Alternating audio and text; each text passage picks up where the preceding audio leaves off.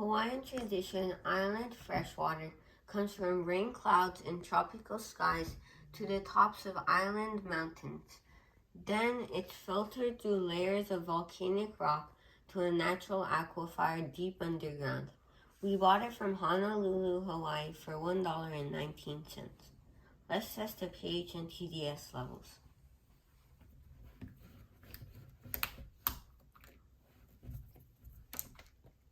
Let's pour some water in.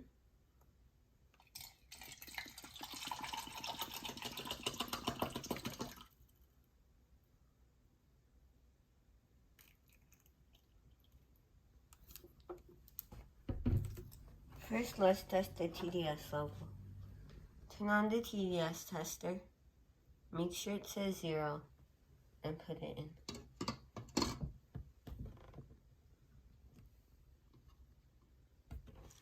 That is a 7. That is microfiltered distilled water. Now let's test the pH level. Do 2 to 3 drops. Let's stir the level for a better result.